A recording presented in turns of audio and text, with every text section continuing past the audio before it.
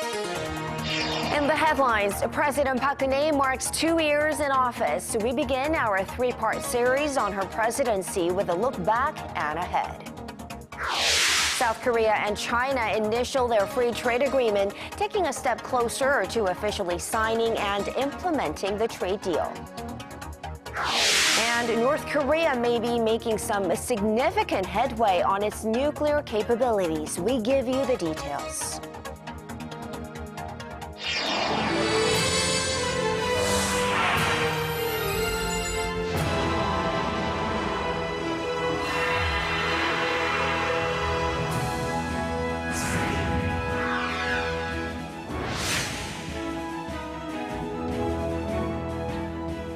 Welcome to the program. You're watching Primetime News. Live from Seoul, I am Kang Tae-ri. And I'm Sean Lim. Thanks so much for joining us tonight. We begin at the nation's top office, where President Park Geun-hye kicked off her 3rd year at the Blue House on this Wednesday. To mark this occasion, she met with her entire staff at the presidential office of Cheong Wa Dae for the first time since her inauguration and called for efforts to reform the country's economy. Take a listen to what she had to say. 우리에게는 새로운 각오로 경제 혁신을 이루어내고 통일 기반을 마련해야 되는 막중한 과제가 부여되어 있습니다. 개인적인 영달을 떠나서 사명감과 충정심을 가지고 이런 일은 반드시 이루어내야 합니다. Now turning now to a special 3-part series on how the president fared in her 2nd year in office. We start with how she handles state affairs. Though no one questions her love for the country, experts say she will have to do a lot more to earn more political and public support. Our presidential office correspondent Choi Yoo-sun has more. President Park Geun-hye began her 2nd year in office, vowing to breathe new life into the domestic economy and improve inter-Korean ties to prepare for unification. But everything came to a standstill when the Sewol-ho ferry sank off Korea's southwestern coast on April 16th, claiming the lives of more than 300 people. The government's lax response came under fire, and President Park vowed to strengthen disaster management and revamp her administration. But her personnel selection and insufficient communication were criticized, with 2 of her prime minister nominees being forced to withdraw amid controversies. A document leaked from the presidential office late last year and a controversial tax policy revision caused the president's approval rating to drop to an all-time low of 29%. Responding to public criticism, President Park has carried out a reshuffle and is expected to name her new chief of staff. The question is whether the new chief of staff can mediate between the president, the political parties, and the people, while at the same time helping the president. No expert seems to question the president's commitment to the country or her determination to improve the quality of living in Korea. They say for the Park administration to make progress, she needs to change her leadership style, give more authority to her cabinet, improve communication with the political parties and the public to promote the objectives of her reform policies, such as health insurance and public pension. What's more important is for Parliament to lead discussions with the government and civic groups and set the framework for an outcome on the issues. If the presidential office takes the driver's seat, it will face a great backlash. Political observers are unanimous in saying that now is the golden time for the president to better communicate to produce the desired results in an economic and reform drive. Choi Yoo-sun, Arirang News. And President Park's anniversary of her inauguration also coincided with this month's Culture Day, where she took the opportunity to stress her creative economy initiative. At a cultural creative center that recently opened in Seoul, the president talked about developing creative contents that can appeal to foreign tourists to help spur the domestic tourism industry.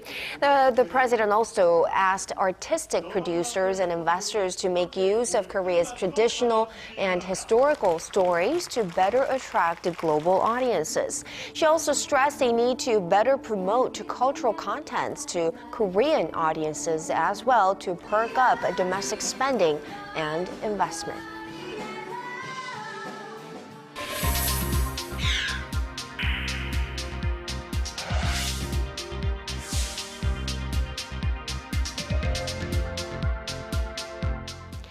South Korea and China signed the provisional agreements on their bilateral free trade pact this morning. What stands out in this deal is the highest number of Korean goods enjoying what's called preferential tariffs. Arirang's Song Ji-san explains. Korea's Trade Ministry said Wednesday Seoul and Beijing exchanged provisional agreements 3 months after concluding negotiations on a bilateral free trade deal in November last year. Tariffs will be lifted on over 90% of all imported goods from both sides within 20 years of the FTA taking effect. The free trade deal with China will see the largest number of Korean goods enjoying preferential tariffs, as it will also include more than 300 items manufactured at the Inter-Korean Industrial Complex in Kaesong.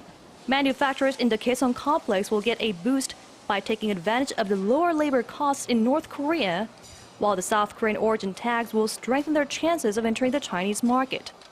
The two sides also focused on protecting their weak sides. Over 500 major agriculture products, including rice, which is one of the most sensitive items for Korean farmers, were excluded from the deal. The two sides also excluded passenger vehicles and auto parts to support the domestic manufacturing sectors.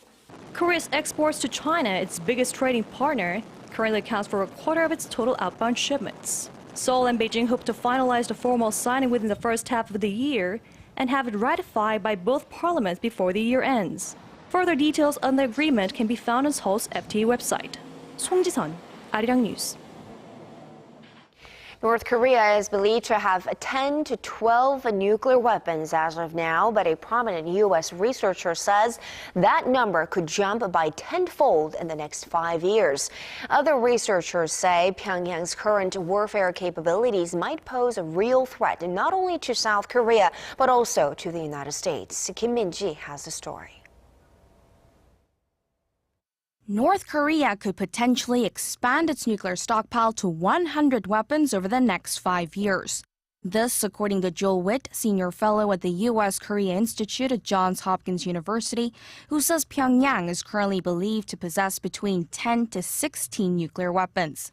He gives 3 possible scenarios for the North's nuclear expansion, with Pyongyang forecast to double its stockpile at minimal growth, up to 50 at moderate growth, which presumes the nation's nuclear and missile programs continue to develop at the current pace, and in the worst case, a tenfold increase from now. The expert also called on the South Korean government to give up its unrealistic fantasy of unification and see reality, stressing that North Korea is a country that will soon have between 50 to 100 nuclear weapons. And such developments pose a serious threat not only to the Korean peninsula, but also to the United States. U.S.-based think tank the Heritage Foundation says the North likely possesses the ability to place nuclear weapons on its medium-range missiles, as well as the technology to miniaturize warheads. Saying that Pyongyang has an extensive ballistic missile force, the think tank added the country has deployed about 800 Scud short-range missiles, 300 Nodong medium-range missiles, and 50 Musudan intermediate-range ballistic missiles. It goes on to say that the North continues to develop ICBMs, some capable of hitting the United States. The think tank also noted that North Korea has deployed 70% of its ground forces within 140 kilometers of the demilitarized zone, making it possible to attack South Korea with little or no warning. Kim Min-ji, Arirang News. Now, if and when North Korea conducts the next round of nuclear tests, it's going to be way more powerful than its predecessor. That's according to local media reports that are quoting an unnamed South Korean government source who said the regime is carrying out high explosive detonation tests to gain the technology to miniaturize nuclear warheads and strengthen the blast. The source predicted that the fourth nuclear test would have yield of about 10 to 15 kilotons, that is. That's triple the force from the first test and double that of the last 2 tests. The source said no signs of a nuclear test have been detected around the usual nuclear test site, but did warn that the regime is ready to conduct another one. South Korea's top nuclear negotiator says the rest of the members of the six-party talks, excluding North Korea, have agreed to hold a round of preliminary talks. Will North Korea be interested, though? That's the focal point. Our Hwang Sung-hee has more. South Korea, the United States, China, Japan, and Russia have agreed on the need to hold exploratory talks prior to restarting the long-stalled six-party nuclear dialogue. Wrapping up a meeting with his Russian counterpart, Igor Morgulov, in Moscow on Tuesday, South Korea's chief nuclear envoy, Hwang Jung-guk, said the five parties reached such consensus through a series of meetings over the past few weeks. The South Korean envoy said officials discussed when and where the exploratory talks should take place, and added that six-way dialogue involving North Korea is also being taken into account. The prelude meeting will allow the six nations to meet with no strings attached and to test North Korea's sincerity about denuclearization before formally resuming the six-party talks, which haven't been held since late 2008. Seoul and Washington have stressed that Pyongyang first take the necessary steps to end its nuclear program, while China, Russia, and North Korea want to reopen the talks without preconditions. But whether Pyongyang will accept the invitation remains in doubt. The regime has been raising military tensions on the Korean peninsula in protest of the joint military drills between Seoul and Washington that kick off next week. Hwang Sung-hee, Arirang News. Japan's prime minister has started preparations for a key statement he's set to release in August to mark the 70th anniversary of the end of World War II. In his first advisory panel meeting with experts on Wednesday, Prime Minister Shinzo Abe requested that views be gathered on issues regarding Japan's post-war contribution to the global community and lessons to be learned from its history. Attention is focused on whether Abe's statement will uphold Japan's remorse for its wartime actions in line with the general position of his predecessors. Abe has said he intends to express remorse, but may use different expressions. The National Assembly kicked off a three-day questioning session on government affairs this Wednesday, and on hand to field a barrage of questions was newly appointed Prime Minister Iwangu, who made his parliamentary debut. Our Park Ji-won tells us more. Prime Minister Iwangu, who was confirmed to take the nation's second highest position just last week, made his debut at a parliamentary government questioning session on this Wednesday. Putting the utmost priority on reviving the economy, I will focus on government reforms on diverse sectors. I will respect and cooperate with the Assembly, which represents the will of the people. During the session covering political, diplomatic, and security issues, Lee took a prudent approach to addressing sensitive topics, especially questions related to North Korean policies, while also reaffirming the Park administration's stance. Experts say the 65-year-old former politician, still reeling from his tough confirmation hearing, will probably continue with this low-key approach as he tries to communicate the president's goals. As a former floor leader of the ruling camp, he's likely to show more respect to parties at the Assembly, which could benefit President Park Geun-hye's image and give her more leeway in state affairs. Former Prime Minister Chung Hon-won failed to play the role of messenger and communicator for the administration. 7 government ministers, including those dealing with foreign unification, justice, and defense affairs, were also present at the session, taking questions posed by a dozen lawmakers from the ruling and main opposition parties. They touched on a range of issues, from a constitutional revision and potential missile defense plans to proposals to reform the pension system. Sessions scheduled for Thursday and Friday will focus on economic, social, and cultural affairs. Park Ji-won, Arirang News. We have less than a week to go until this year's Mobile World Congress in Barcelona, Spain, and industry watchers say this year's event will likely focus on how 5G technologies can be integrated into the concept of Internet of Things. 5G Internet has the power to allow users to download a 1-hour high-definition film in just 6 seconds. Global telecom players such as Verizon and T-Mobile, as well as network giants like Nokia, Ericsson, and Huawei, are set to showcase other innovations that are possible through 5G. Korea's SK Telecom and KT will be among them as they aim to commercialize these technologies by 2020. A deadly tick-borne virus that claimed 10 lives last year is back, and more worrisome this time is that it's in the form of human-to-human transmission. Arirang's Cheong Wa Dae reports on the rising concerns of a possible epidemic. A bite from this 2 to 3 millimeter sized tick could be fatal. So far, the tick-borne virus, or thrombocytopenia syndrome, was only known to infect people through a direct bite. But now, for the first time in Korea, it has been confirmed that person-to-person infection is possible. Sanitation and health authorities said Wednesday that 4 people contracted the virus from a 68-year-old patient who had been infected through a tick bite last year. It's believed the virus was passed on to them as they conducted CPR on her. The patient died a day after she was admitted to hospital.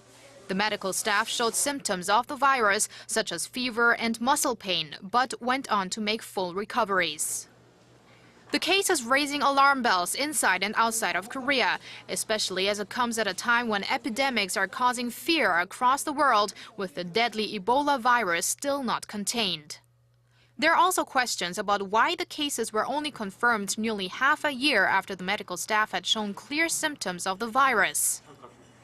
Experts say the SFTS virus could be contagious through the respiratory system, blood, or other secretions, and have raised concerns this virus could become a much bigger problem in Korea.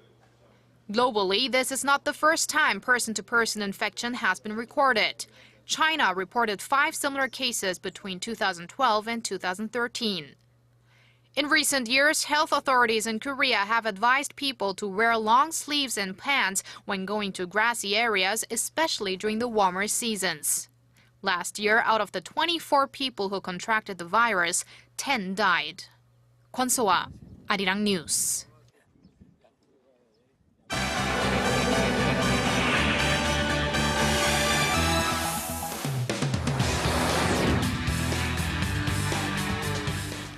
The European Central Bank is giving a fresh take on the euro with a new banknote set to hit the presses. With more, we turn to Paul Yee at the News Center. Paul, this is a brand new 20 euro bill. How far is this banknote going to reach in the Eurozone? Well, ECB officials say it'll be circulated to over 330 million citizens across 19 different countries, and it's all part of a redesigned series that will gradually replace the original notes, which were introduced back in 2002. The bright blue banknote features emerald highlights and the image of the Princess Europa, who hails from Greek mythology. Speaking at its launch in Frankfurt on Tuesday, European Central Bank President Mario Draghi said the note represented much more than money. The euro notes that we use every day are the most tangible symbols of European integration. The introduction of a new banknote serves us as a reminder that this integration is an ongoing process. Euro banknotes touch the lives of every one of us. As such, they bring us closer together. An estimated 4.3 billion of the fresh bills will be put into circulation by late November. The note also uses cutting-edge technology such as transparent holograms in order to combat counterfeiters. Entering into West Africa, the Ebola epidemic continues to spread, but a new experimental treatment from Japan is raising hopes of a possible cure. The drug called favipiravir is being hailed for reducing the mortality rate of some Ebola patients by half. However, the treatment wasn't effective in those with advanced infections. The Alliance for International Medical Action ran the human trials of the antiviral drug in Guinea, and despite lingering concerns, the medical charity group has recommended it for mass distribution. The main impact of those results and this drug in the end of the epidemic is that we hope that it will reinforce the confidence link between the affected populations and the health centers that are treating Ebola, because people now will have a strong message saying that there is a treatment specific for Ebola and that the mortality is going down in the Ebola treatment center. Meanwhile, the World Health Organization says it's too early for direct access to the drug and has called for more research to be done. The outbreak of Ebola across Guinea, Liberia, and Sierra Leone has killed close to 10,000 people over the last year. And finally, the killer Chris Kyle, who was the subject of the Oscar-nominated film American Sniper, has been sentenced to life in prison. Ex-U.S. Marine Eddie Ray Ruth fatally shot Kyle and his friend at a gun range in Texas in 2013. Kyle had been trying to help Ruth deal with his post-traumatic stress disorder. On Tuesday night, State District Judge Jason Cashin read out the guilty verdict against the 27-year-old, handing down a life sentence without the possibility of parole. Having received and accepted the jury's verdict in this matter, by statute, I will now impose sentence in this matter at confinement for life in the Texas Department of Criminal Justice without the possibility of parole. That's the verdict of this court, and I will enter judgment accordingly. Speaking outside the courthouse, the mother of one of the victims said she was grateful for the verdict.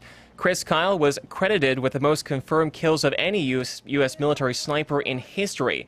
His autobiography was turned into a best-selling novel and later adapted into a Hollywood movie depicting the struggles of American veterans. And that wraps up our look at international stories for now. I'll see you back here tomorrow night.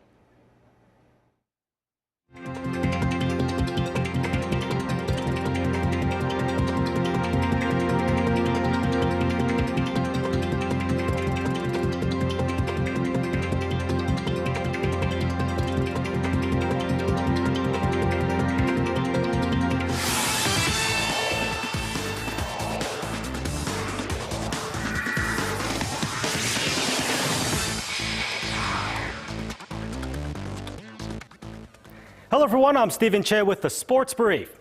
Now the National Winter Sports Festival kicked off with Korea's top athletes in tow. There, veteran Lee Seung-hoon schooled the up-and-comers on being a champion. The 26-year-old speed skater was without rival in the 5,000-meter race, breaking the event record with a time of 6 minutes and 31.77 seconds. Lee said he came into the race with that goal in mind and was happy the results matched his efforts. Though the mark pales in comparison to his personal record by about 25 seconds, the former Olympic champion wraps up the season on a high note. Moving on to the KBL, the first of the doubleheader takes us to the tip-off in Anyang. There, KGC upset the visiting Mobis Phoebus, who struggled to keep up from the start. It's a morale booster for KGC, defeating the top-ranked team now 2 games in a row. And over to Goyang, it's another big win for the home team as the Orion steamrolled the Samsung Thunders. Lions was spectacular in just over 21 minutes of work, leading Goyang to its 4th straight win. Over to pro volleyball, first to the ladies who took the court down in Hwaseong. The Korea Expressway Zenith took the first set over the IBK Altos, but couldn't keep it going. Destiny and the Altos took over from there, taking down the league's top team. And over to the men, the OK Savings Bank Russian Cash swept the Hyundai Capital Skywalkers with Robert Landy Simone in control. With that, the Bees earned their 23rd win of the season to hold 2nd place. And finally, the UEFA Champions League round of 16 first legs wrap up as Bayer Leverkusen suits up against Atletico Madrid and Arsenal takes on AS Monaco. Now, Leverkusen is hoping for a turnaround in form as they take on a formidable Atletico defense. If Son Heung-min returns to his hat-trick form, his team may pull out the home leg victory. Meanwhile, Arsenal looks to extend their winning ways against AS Monaco, who've struggled a bit as of late. Now, the matches kick off at 4:45 a.m. in Korea. That wraps it up for sports. Your weather's up next. Good night.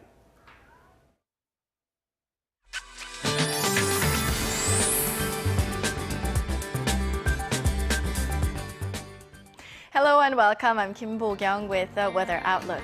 At the moment, sporadic showers are falling down in Jeju as well as parts of the central regions, and total precipitation will be light of about 5 millimeters, and this may mean snow for areas where the mercury has dropped.